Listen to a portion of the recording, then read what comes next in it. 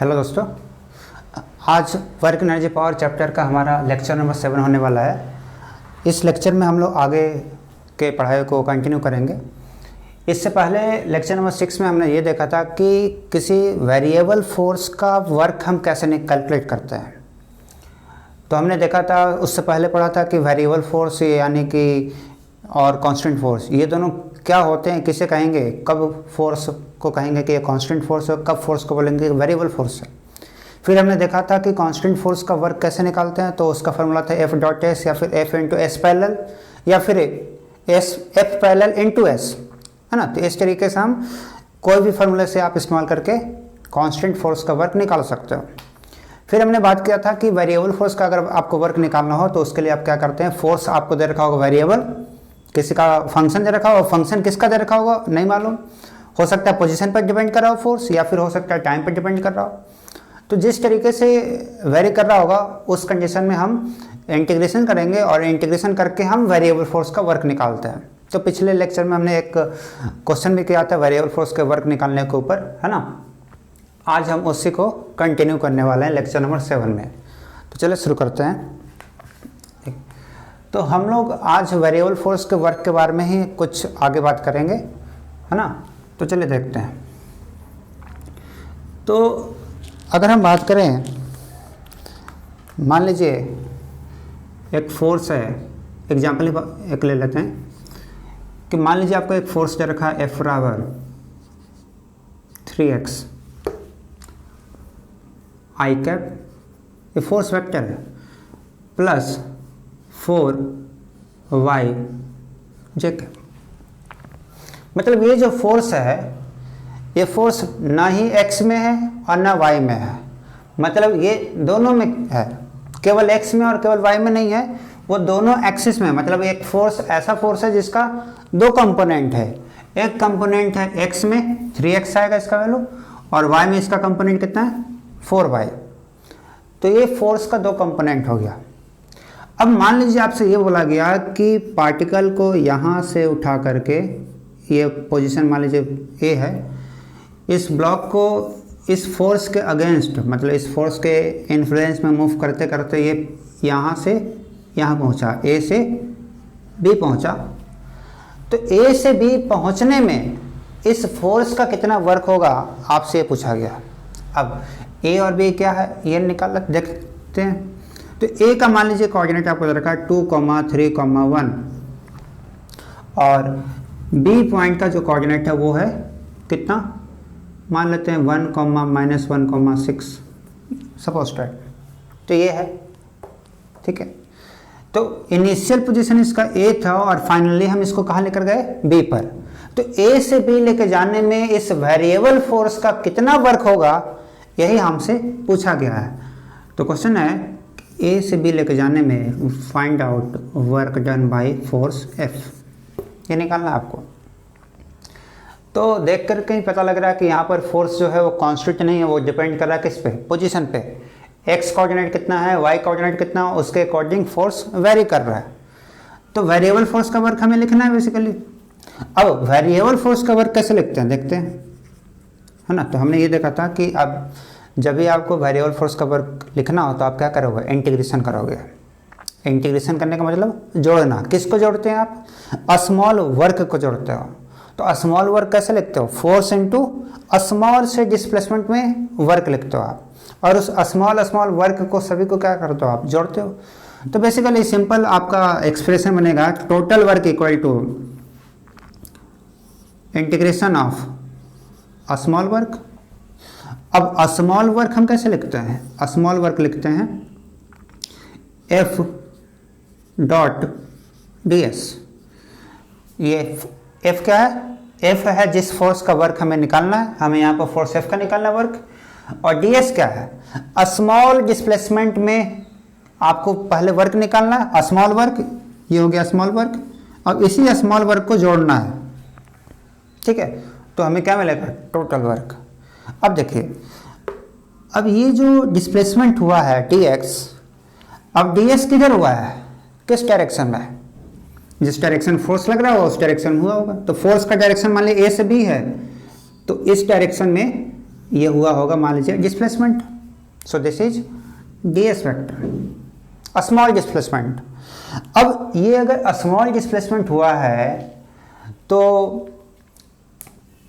क्या ये x में हुआ है या y में हुआ है? ऐसा तो नहीं है कि केवल x में हुआ या y में हुआ। ये डिस्प्लेसमेंट स्मॉल है लेकिन ये दोनों में हुआ है, x में भी और y में भी।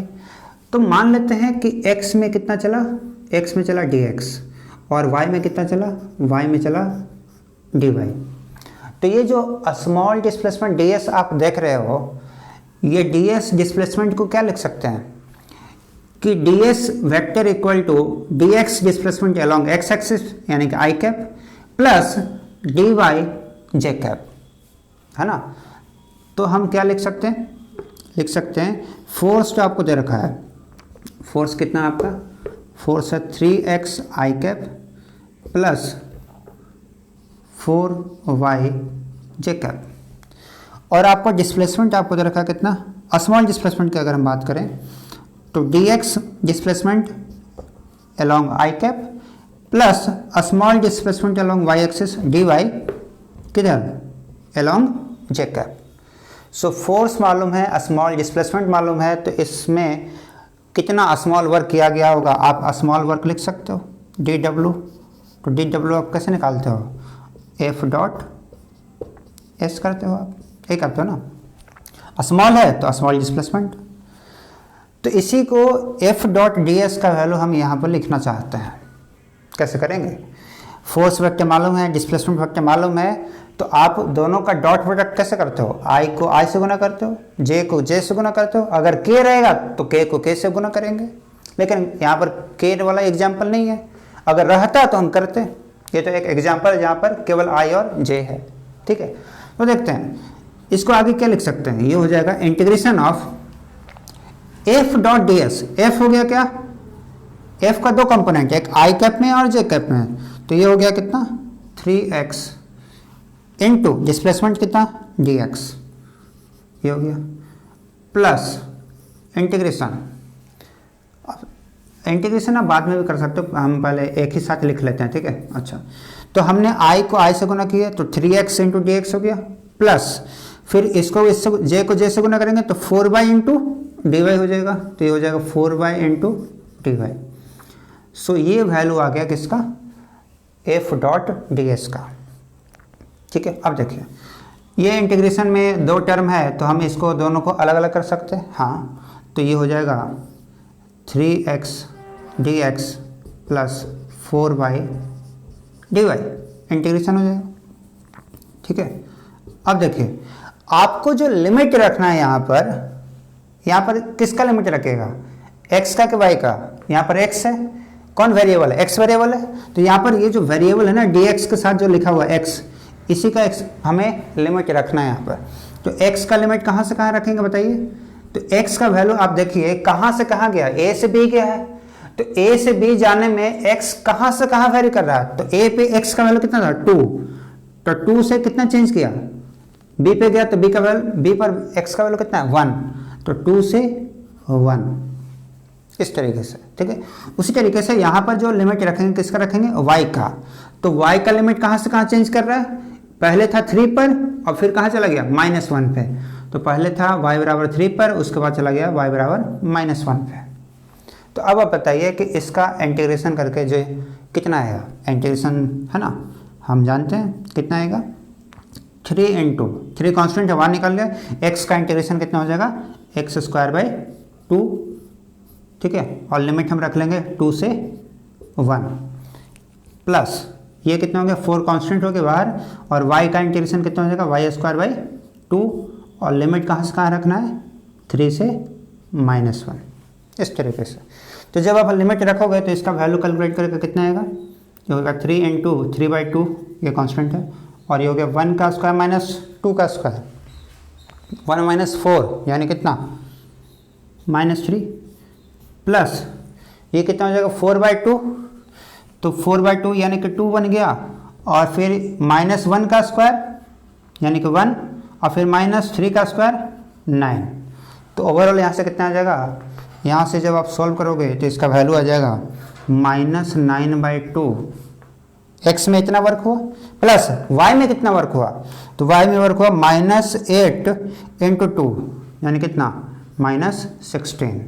सो ये हमारा ओवरऑल वर्क हुआ। ये हुआ वर्क किधर एलोंग एक्स एक्सिस और प्लस -16 वर्क कितना हुआ एलोंग वाई एक्सिस। तो दोनों में वर्क हो रहा है, एक्स एक्सिस में भी वर्क हो रहा है और वाई एक्सिस में भी वर्क हो रहा है। तो दोनों में हमने अलग अलग वर्क निकाल लिया और दोनों को जोड़ करके फिर टोटल वर्क हम लिख दे रहे हैं। बताइए टोटल वर्क जोड़ के कितना आएगा, 16 हो गया, ये आएगा आपका 4.5, तो 16 + 4.5 कितना 20.5 माइनस में 20.5। सो दिस इतना जूल वर्क आपका किया गया।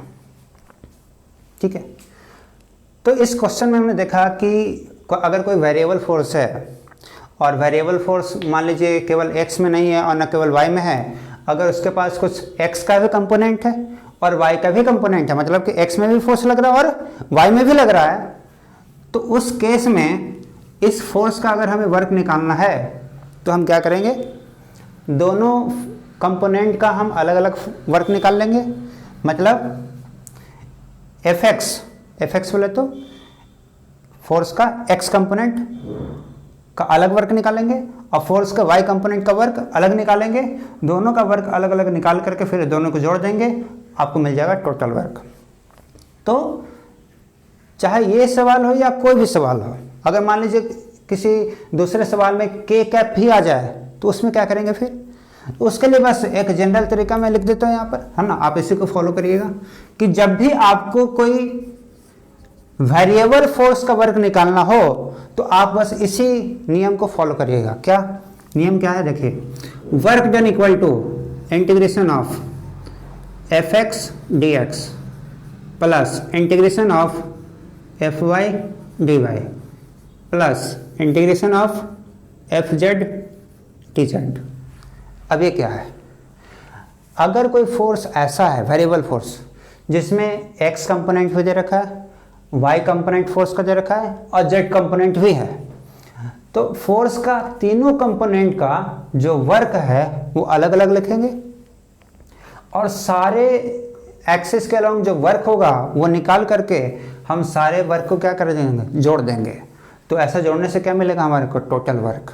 अब इंटीग्रेशन करने के बाद आपको लिमिट भी तो रखना है ना, तो लिमिट देखना है कि जब आपको दिया रहेगा कि पॉइंट ए से हम पॉइंट बी तक लेके जा रहे हैं, तो ए का मान लीजिए आपको कोऑर्डिनेट दे रखा है, बी का भी दे रखा है, तो ए का कोऑर्डिनेट है x1 y1 z1 मान लेते हैं और बी का कोऑर्डिनेट है x2 y2 z2।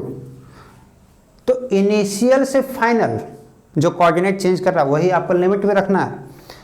Initial x कितना था x1, फिर फाइनली x कितना हो गया x2, तो x का वेरिएशन हो गया x1 से x2। उसी तरीके से y में जो वर्क होगा तो y में कहाँ से कहाँ कोऑर्डिनेट चेंज कर रहा है, पहले था y1 उसके बाद y2 हो गया, तो लिमिट होगा यहाँ पर y1 से लेकर के y2 तक। उस तरीके से z में रखना है, z में कहाँ से कहाँ चेंज कर रहा है, z1 से z2, तो z1 से z2। तो इस तरीके से किसी वेरिएबल फोर्स का हम वर्क निकालते हैं, ये है हमारा तरीका। जब भी आपको वेरिएबल फोर्स का वर्क निकालना हो तो आप ये देखना, और वेरिएबल फोर्स का वर्क निकालने के लिए आप इंटीग्रेशन करना। ठीक है, तो इस लेक्चर में हमने देखा कि अगर कोई वेरिएबल फोर्स रहे तो हम कैसे उस वेरिएबल फोर्स का वर्क निकालेंगे थ्रू इंटीग्रेशन। ठीक है, मिलते हैं अगले लेक्चर में। Thank you.